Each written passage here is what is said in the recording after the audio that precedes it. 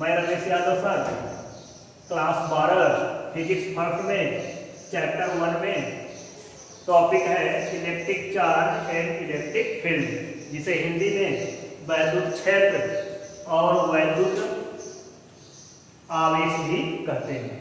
ये पाठ का नाम है। इसको हम पिछले वीडियो में इससे संबंधित सारी चर्चा कर चुके हैं। इसके संबंध में वैद्युत आवेश क्या है, आवेश के गुण क्या है और कूलाम के नियम का सदिश स्वरूप भी आपको बताया था। हम अब इस वीडियो में चर्चा करेंगे इलेक्ट्रिक फील्ड की। चार्ज की चर्चा हो चुकी है, चार्ज के विषय में कूलाम का नियम भी हो चुका है। अब हम चर्चा करेंगे इलेक्ट्रिक फील्ड की, जो यहाँ चैप्टर में लिखा गया है वैद्युत क्षेत्र। आप हेडिंग लिखेंगे वैद्युत क्षेत्र, जिसको इलेक्ट्रिक फील्ड कहते हैं।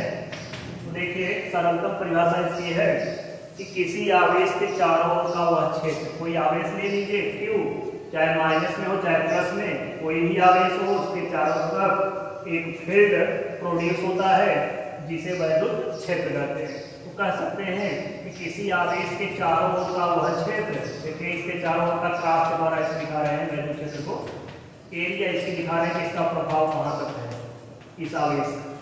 तो किसी आवेश के चारों ओर का वह क्षेत्र जहां पर कोई दूसरा आवेश अगर हम लाना चाहें इसके क्षेत्र में, मान लो दूसरा आवेश Q नॉट है, तो जब इस आवेश को इस क्षेत्र में लाने का प्रयास करेंगे तो इस आवेश के प्रभाव के कारण दूसरा आवेश जो होगा या तो इसके द्वारा खींच लिया जाएगा या इसके द्वारा प्रतिकर्षित कर लिया जाएगा।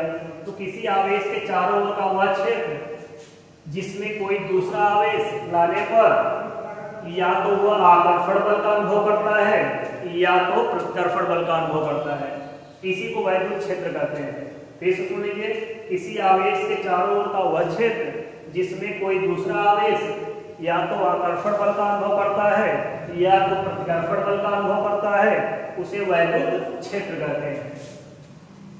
इसे हम E से प्रदर्शित करते हैं, वैद्युत क्षेत्र को E से प्रदर्शित करते हैं।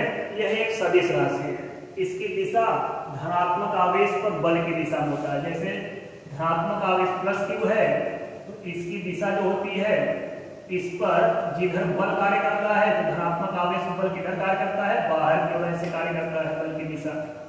तो जिधर बल की दिशा कार्य करता है उसी दिशा में वैद्युत क्षेत्र की भी दिशा कार्य करता है, ये ध्यान देना जरूरी है।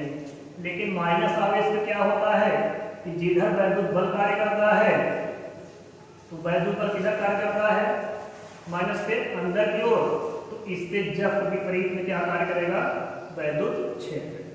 यानी माइनस आवेश के यह बल के विपरीत होता है वैद्युत बल के, और धन आवेश के बल की दिशा में होता है, इसलिए सदिश राशि है। इसका सूत्र और इसका बीमा और मात्रक हम भी बाद में निकालेंगे।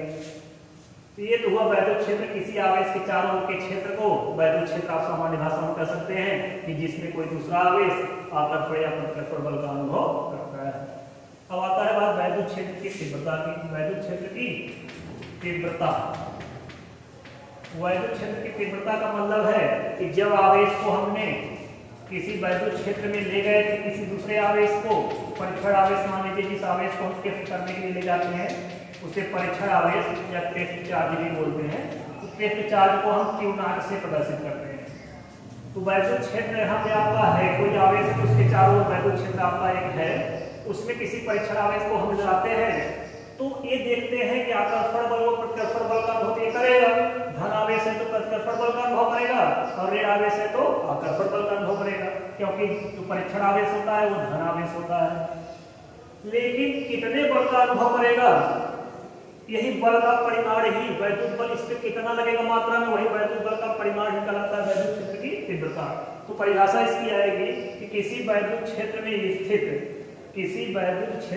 स्थित एकांक परीक्षण आवेश पर लगने वाले विद्युत बल को ही वैद्युत क्षेत्र की तीव्रता कहते हैं।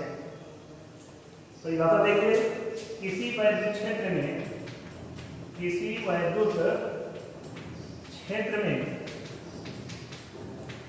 स्थित एकांक धन परीक्षण आवेश पर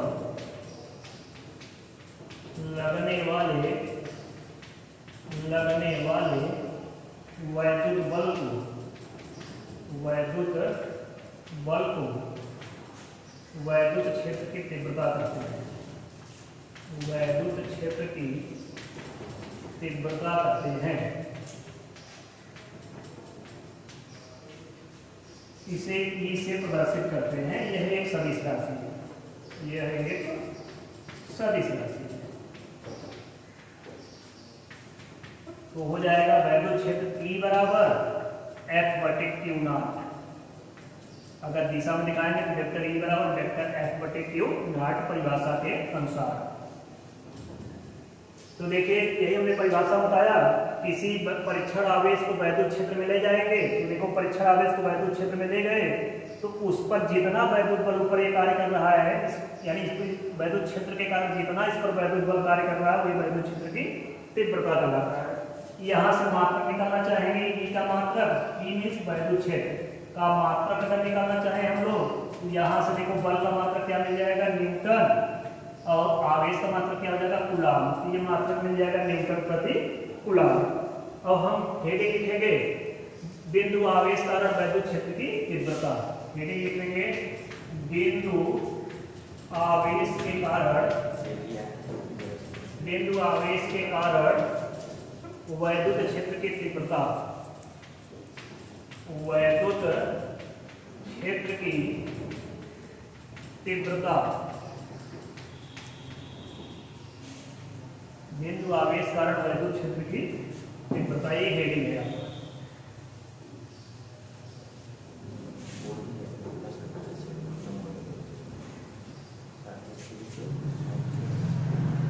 माना एक आवेश आपके पास Q है। इस आवेश Q से R दूरी पर क्योंकि आवेश Q होगा तो इसके आसपास में वैद्युत क्षेत्र होगा, इसका कोई प्रभाव होगा।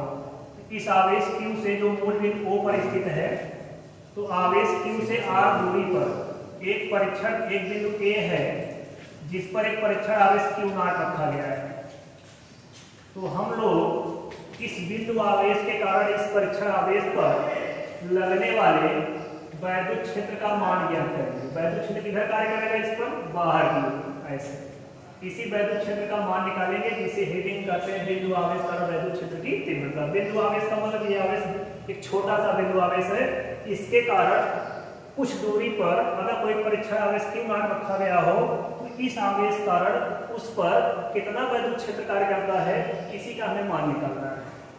अब तक समझ ना गया होगा तो माना हम लिख लेंगे एक बिंदु आवेश Q है जिससे R दूरी पर एक बिंदु A है जिस पर एक परीक्षण आवेश Q0 रखा गया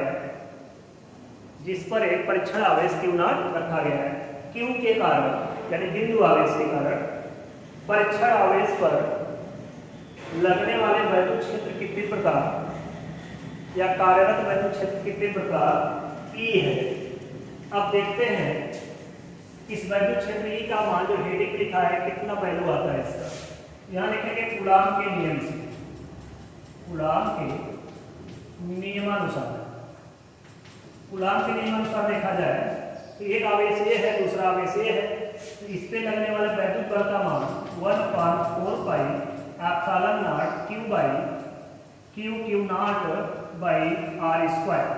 यही है पर इक्वेशन नंबर 1 हो गया।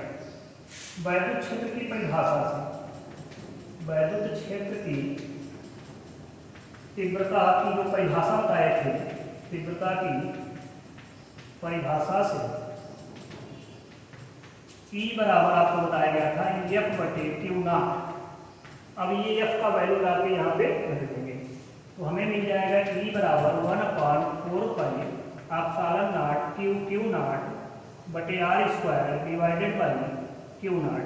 Q0 कट जाएगा तो हमें मिल जाएगा E बराबर 1/4 पाई एप्सिलॉन नॉट Q/r²। यही फार्मूला आपको मिल गया न्यूटन प्रति कूलाम। यही वैद्युत क्षेत्र की तीव्रता का बिंदु आवेश कारण गणना है। अब ध्यान ये देंगे कभी भी आपको किसी बिंदु बिंदु आवेश का वैद्युत क्षेत्र की तीव्रता पूछता है, किसी दूरी पूछेगा 4 मीटर पर, तो जो परीक्षण आवेश से दिया रहेगा इसको कभी नहीं रखना, क्योंकि सूत्र में आया ही नहीं है। जो आवेश पहले बोला रहेगा वही वैल्यू यहाँ रख करके, दूरी जो दिया रहेगा वो यहाँ रख करके, इसका वैल्यू हमने पीछे बताया है 1/4πε0 का 9 × 10⁹ होता है, रख करके वैद्युत क्षेत्र की तीव्रता आसानी से निकाल लेंगे। लेकिन इस परीक्षण आवेश का वैल्यू जब बोला रहेगा तो सवाल में परीक्षण आवेश का सूत्र ही नहीं है, परीक्षण आवेश के सूत्र में है ही नहीं, इसलिए इस आवेश का वैल्यू यहाँ नहीं रखेंगे। केवल जो पहला बिंदु आवेश बोला रहेगा सवाल में वही आवेश यहाँ रख करके वैद्युत क्षेत्र की तीव्रता आसानी से निकाल लेंगे। अगर ऋण आवेश दिया है यहाँ चिन्ह नहीं रखना है ऋण आवेश का, क्योंकि ई एक सदिश राशि है, इसमें आवेश का चिन्ह नहीं रखा जाता है। अगर यहीं पे वैद्युत विभव पूछता तो जो बिंदु आवेश का चिन्ह दिया रहता माइनस में दिया है तो माइनस यहाँ रख देते। इस प्रकार से हमने वैद्युत क्षेत्र की तीव्रता बिंदु आवेश का निकाला आपके सामने। अब बाकी इसका शेष जो हेडिंग है वो नेक्स्ट वीडियो हम चर्चा करेंगे। धन्यवाद।